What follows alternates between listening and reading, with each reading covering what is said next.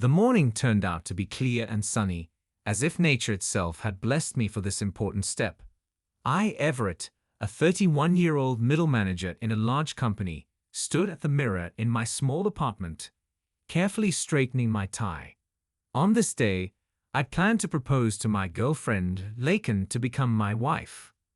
We had been dating for 3 years now, and I was sure that this moment should be the beginning of our future together. In the pocket of my jacket was a ring worth 3 months of salary, which I had been choosing for several weeks, trying to find the perfect one. Since the morning, my heart was pounding so hard that it seemed that everyone around me could hear it. I went into the cafe where we often spent time and took a table by the window. Laken was a little late, but that was her style. I looked at my watch and noticed how each tick was getting louder, reflecting my excitement. Finally, the cafe door opened and Laken came in. She looked beautiful as always, long blonde hair, delicate makeup, and a light dress that accentuated her figure. She smiled when she saw me and came over to the table. "Hi, Everett," she said, sitting down opposite me. "Sorry for being late. The office was a real mess." "It's okay," I replied, trying to hide my excitement. "I'm glad you're here." We ordered, and I noticed that Laken seemed a little distracted, her gaze wandering around the cafe, avoiding meeting my eyes. It was unusual, and it alerted me. I decided that maybe she was just tired after a long day at work. "Laken," I began, trying to sound confident, "I wanted to talk to you about something important." She looked at me curiously, but there was something else in her eyes that I couldn't recognize. "What happened? What is it?" she asked. I was gathering my thoughts, preparing to propose, when Laken suddenly interrupted me. "Everett, wait," she said softly, lowering her eyes. "I need to tell you something." My heart skipped a beat, and I felt a wave of anxiety wash over me. Laken took a deep breath and continued. "I fell in love with another person." The world around me collapsed. I couldn't believe my ears. My face must have betrayed the full range of feelings I felt at that moment. Shock, pain, disbelief. "Let's break up," Laken continued without looking up.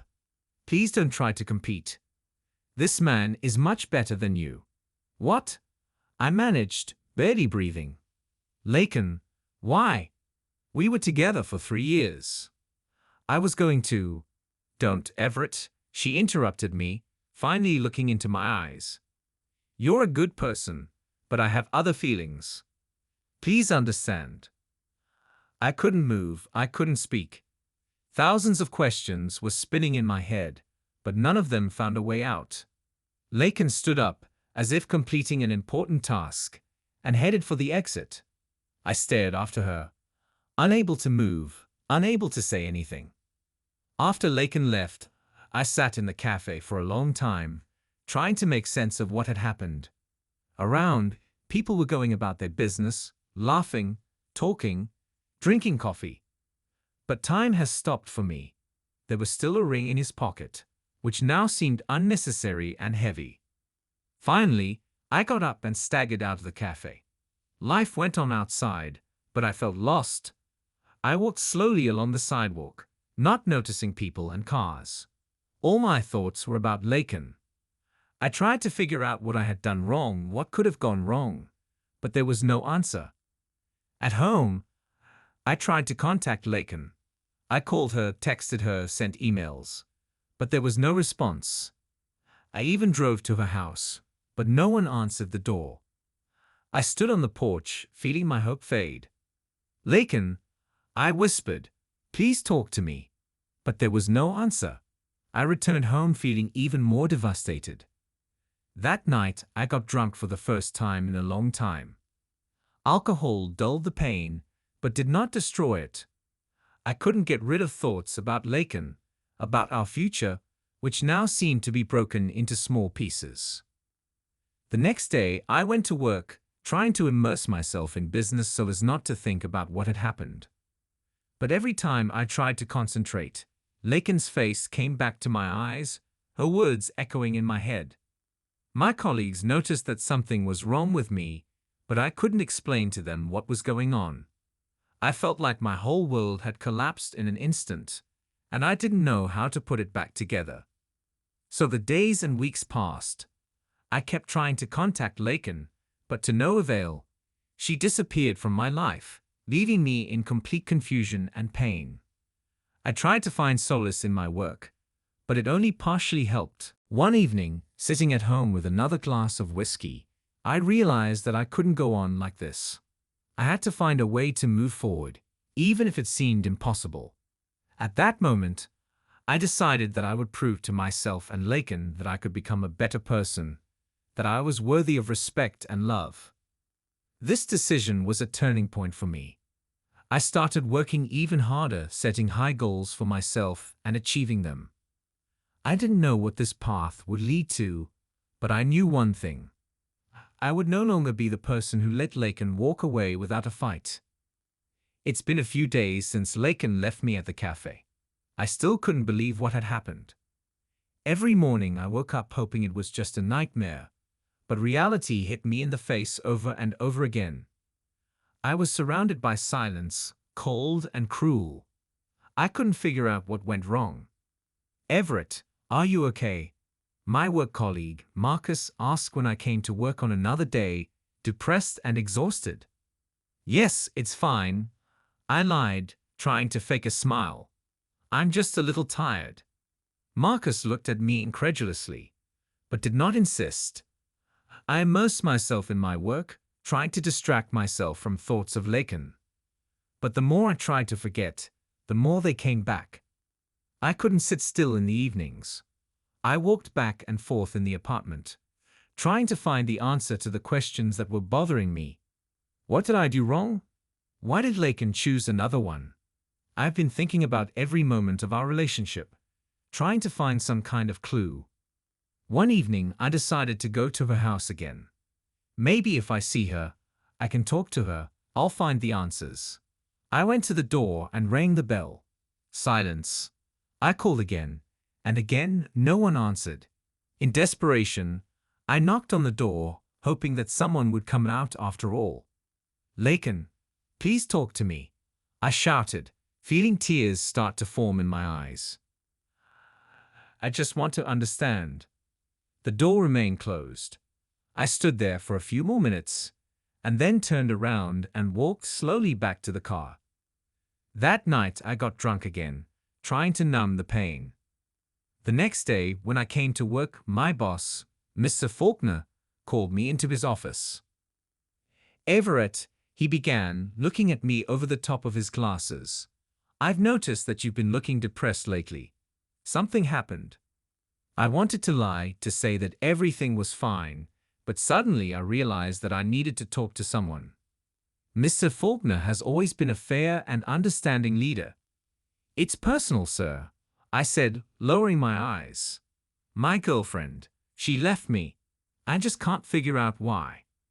Mr. Faulkner sighed and took off his glasses, putting them aside. "Everett, I know it's hard for you right now. We all go through such moments in life. But remember that work can be your refuge. If you need to take a couple of days off to sort out your feelings, tell me. I will support you." "Thank you, sir," I replied, feeling grateful for his understanding. "I'll think about it." After talking to Mr. Faulkner, I decided that I really needed to take a break. I applied for a vacation and took a few days to get my thoughts in order. I didn't know where to go or what to do, so I decided to just go wherever I wanted. I headed to the small town where Laken and I once spent a weekend. Maybe I can find the answer to my questions there. Driving through familiar streets, I remembered how we walked here, holding hands, laughing and enjoying each other. All these memories seemed distant and painful now. I stopped at a small cafe where we had breakfast one day and decided to come in. "Hello. How can I help?" the waitress asked, smiling at me. "One coffee, please," I replied, trying not to show my condition. I sat at a table by the window and watched the people passing by. It seems that the whole world continued to live its life despite my pain. I took out my phone and mindlessly scrolled through the social media feed until my eyes fell on an old photo of Laken. She was so happy on it. Her eyes were shining with love and joy. I felt tears welling up in my eyes and quickly put the phone away. The waitress brought my coffee and noticed my red eyes. "Are you okay? What is it?" she asked with genuine concern.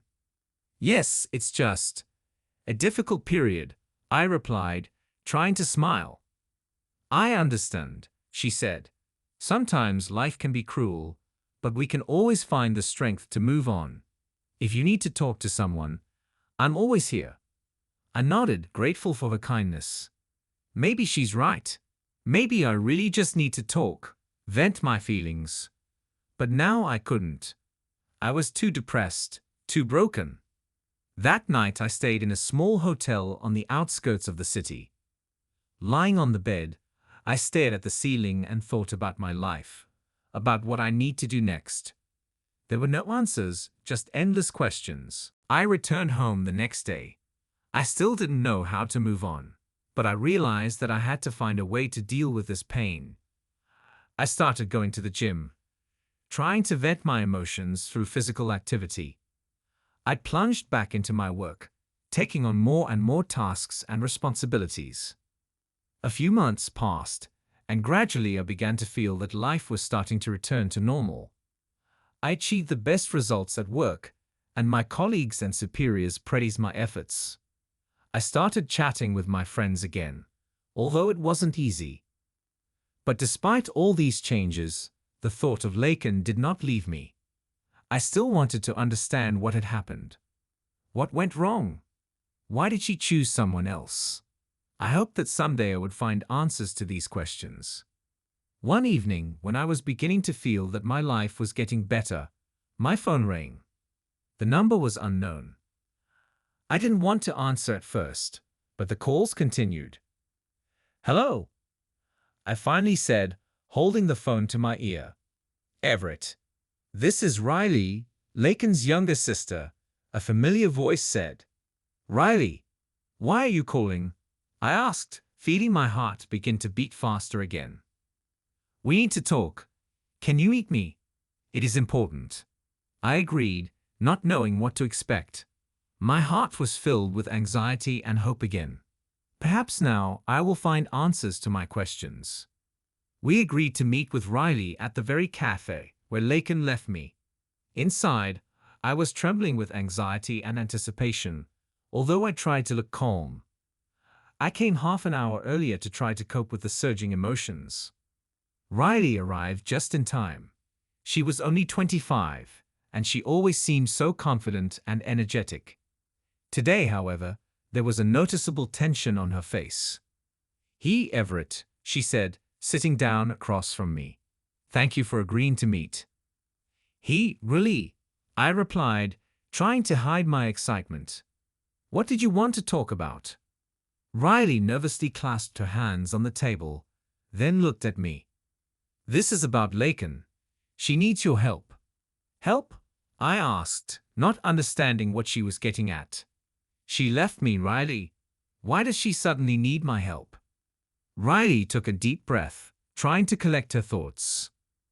"Everett, the thing is, Laken is sick. She was diagnosed with leukemia, and she decided to sever all ties with you so as not to burden you." My thoughts were confused, as if someone had suddenly turned off the light. "What? Is Laken sick? Why didn't she tell me anything?" I exclaimed, feeling anger and anxiety mingle in my soul. "She didn't want you to suffer," Riley replied quietly.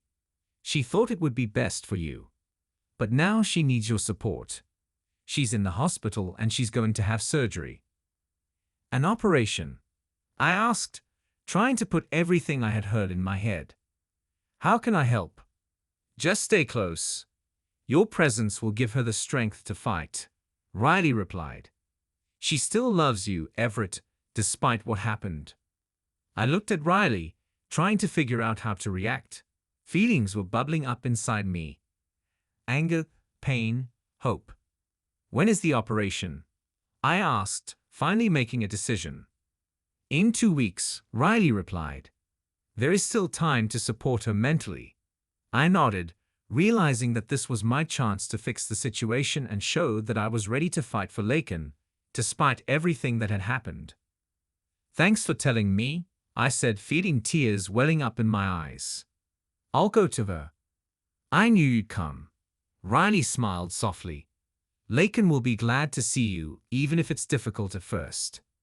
I left the cafe with a heavy heart, but with new hopes.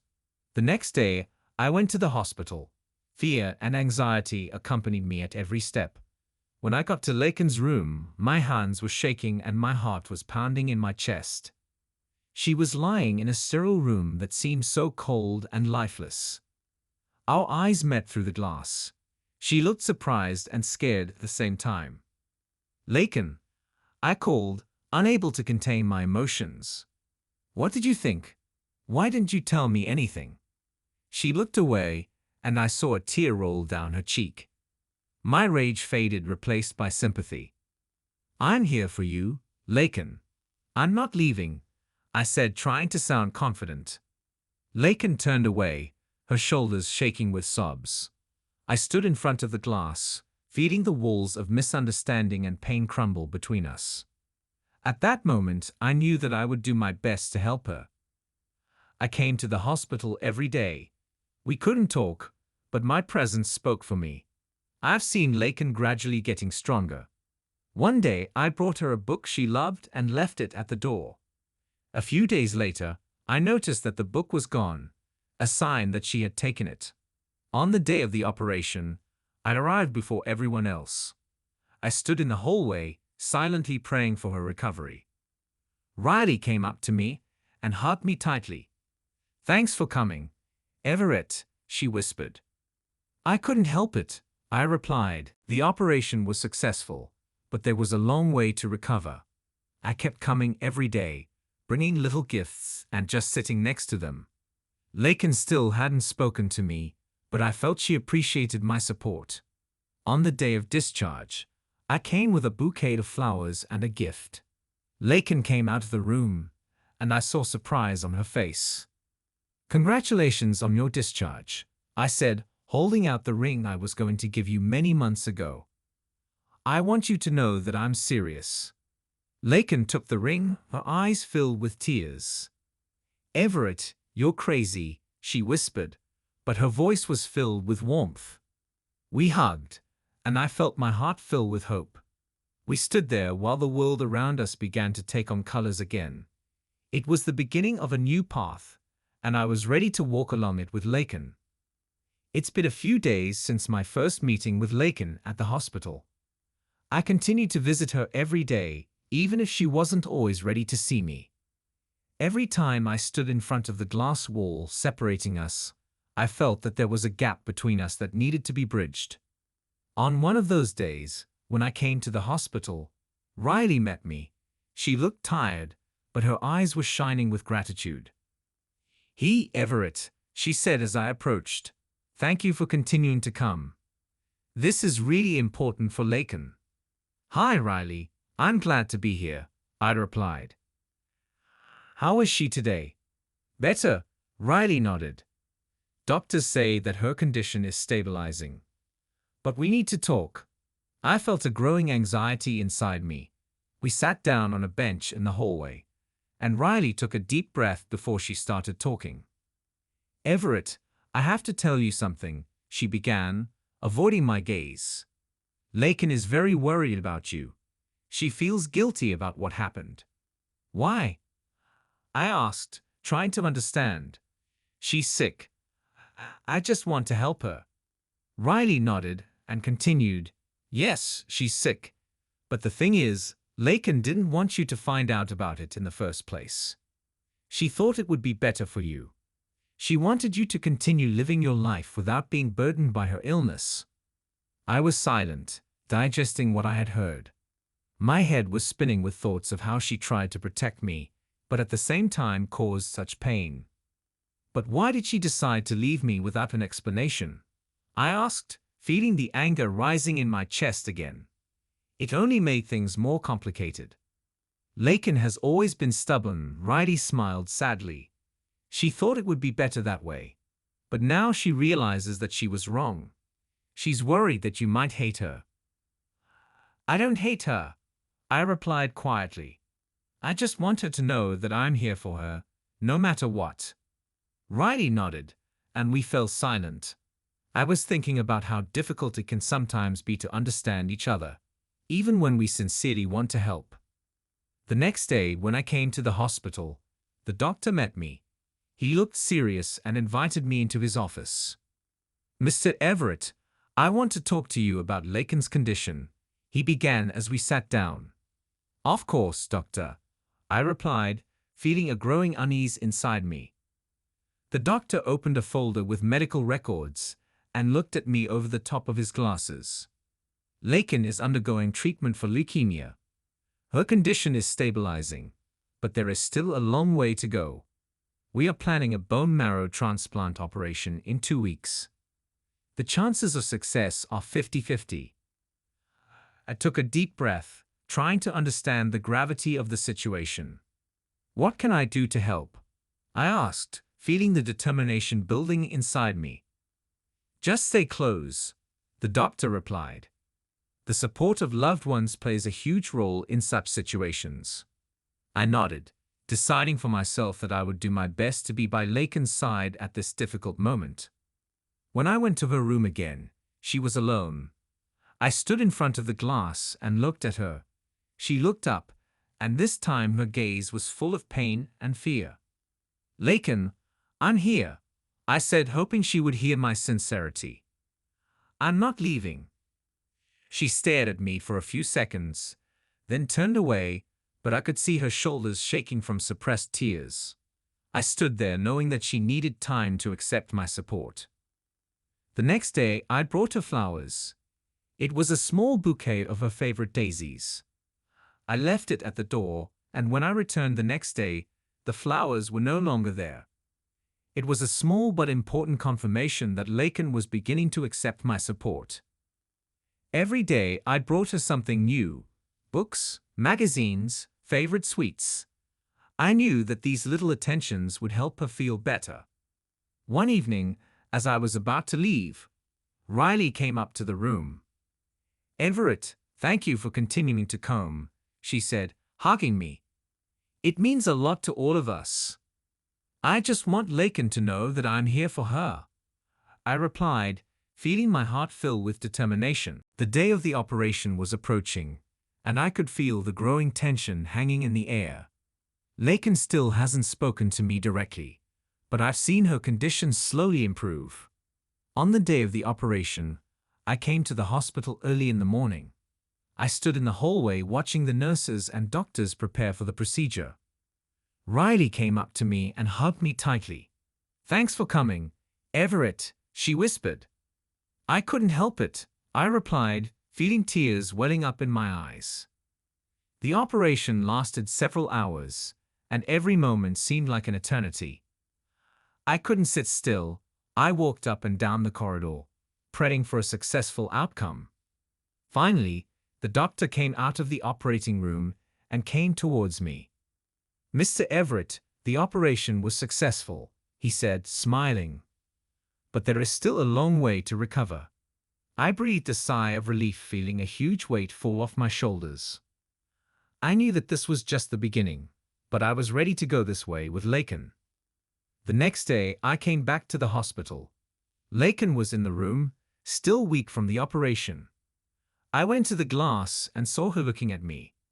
Laken, I'm here, I said, knowing that those words meant more now than ever. She didn't answer, but I saw her eyes fill with tears. I knew that our bond was getting stronger every day, and I was ready to fight for our future. It's been 2 weeks since Laken underwent surgery. Every day I came to the hospital to see her, although our meetings were held in silence and through a glass partition. But my presence seemed important to her, and I was ready to continue this fight for her life and our future. On the morning of my discharge, I came to the hospital with a bouquet of flowers and a small gift. The flowers were her favorite, daisies, symbolizing purity and hope. I waited in the hallway, nervously fingering the petals in my hands. Time passed slowly, as if the waiting itself was a test. Finally, the door of the ward opened and Laken came out. She looked weak, but there was strength and determination in her eyes. I approached her, holding out the flowers. "Congratulations on your discharge, Laken," I said, trying not to show my excitement.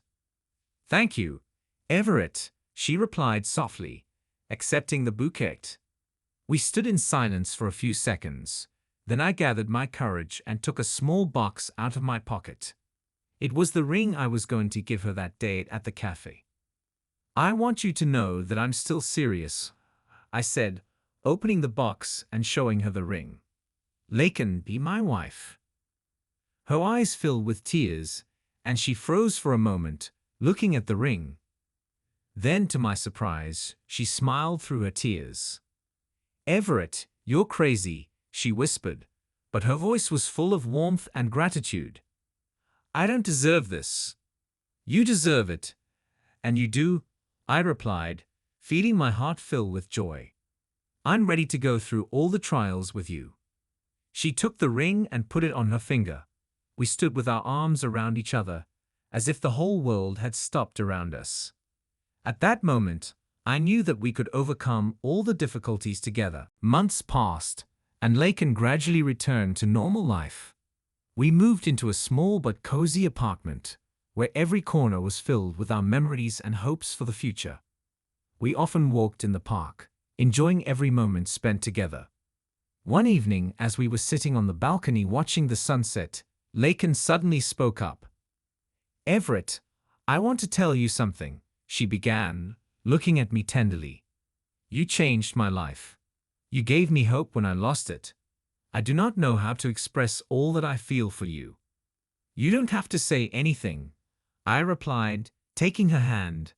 "We've been through a lot, and most importantly, we've been through it together." She smiled and leaned over to kiss me. At that moment, I felt that our love had become even stronger, that we were ready for any challenges. Soon after, Laken started working again, gradually returning to the usual rhythm of life. I continued to support her in everything, knowing that our life together would be full of joy and trials.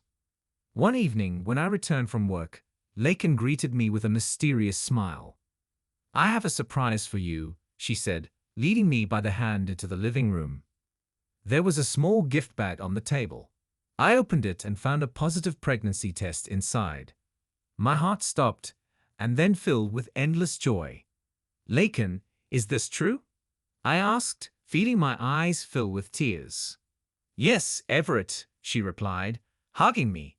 "We're going to be parents." We stood hugging each other, unable to hold back tears of happiness. It was a new stage in our lives, and we were ready for it. Months have passed, and our family has become even stronger. Laken and I were expecting the birth of our child, planning for the future and enjoying every moment together. On the day our daughter was born, we named her Sunny, in the hope that she would bring light and joy to our world. With the advent of Sunny, our lives have become brighter and fuller. Every day was filled with laughter, love, and gratitude for being together. We knew that there were still many challenges ahead, but we were confident that we would cope with them together. Our house was filled with happiness and warmth, and every day I thanked fate for giving me a second chance. Laken and I were ready for any challenges, knowing that our love and support would help us overcome everything. One such day, as we were sitting on the veranda watching Sunny play in the garden, Laken suddenly turned to me. "Everett," she began, looking at me lovingly, "I want you to know that you are the best person I have ever met. You've changed my life, and I'm grateful for every moment I spent with you." "And I'm grateful to you, Laken," I replied, taking her hand. "We have been through a lot, and I know that there are even more happy moments ahead of us."